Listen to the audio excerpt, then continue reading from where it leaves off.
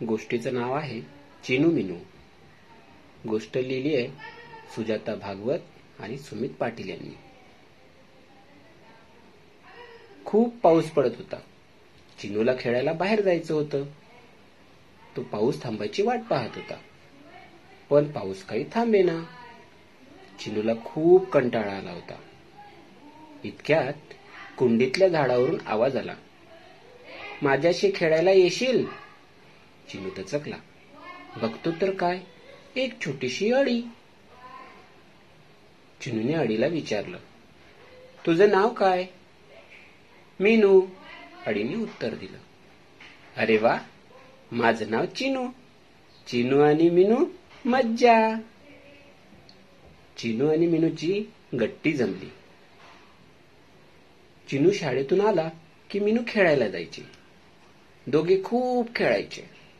मीनू लपायची, चिनू तिला शोधायचा.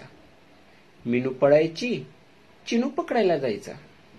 कधी दोघे शर्यत लावायचे.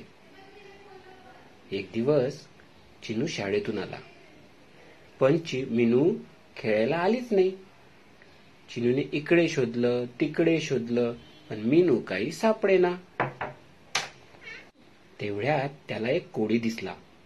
त्याने कोळ्याला विचारलं, मीनू दिसली का रे तुला? कोळी म्हणाला, मी तर नाही पाहिली, भिंतीवरच्या पालीला विचार. चिनू पालीकडे गेला. माझी मीनू पाहिलीस का ग तू? पाल म्हणाली, नाही बाई, मोत्याला विचार, तो बाहेर बसतो ना रोज, त्याला माहित असेल. चिनू मोत्याकडे गेला. मीनूला पाहिलंच का रे मोत्या? चिनूने विचारलं. नाही बुवा, मी तर आत्ताच उठलो झोपून. तो कोंबडा आहे ना बाहेर, त्याला विचार. चिनू गेला कोंबड्याजवळ. कोंबडे दादा, मीनू दिसली का रे तुला? तू खाल्लं नाहीस ना तिला? कोंबडा म्हणाला, मी कशाला खाऊ, माझं पोट छान भरले दाणे खाऊन. आता काय करायचं बरं? चिनूला प्रश्न पडला.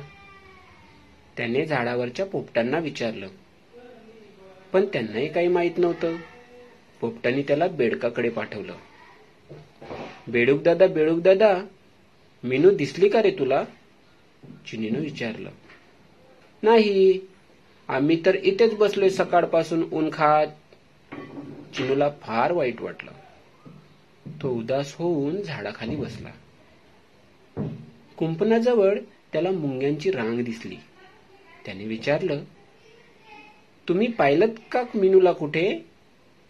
एक मुंगी म्हणाली, मी पाहिलंय मीनूला, चल दाखवते तुला. चिनू मुंग्यांच्या मागे चालत चालत झाडाजवळ गेला. जमिनीवरचा एक मऊ गोळा दाखवून मुंगी म्हणाली, ही बघ तुझी मीनू. ही काय झालं हिला?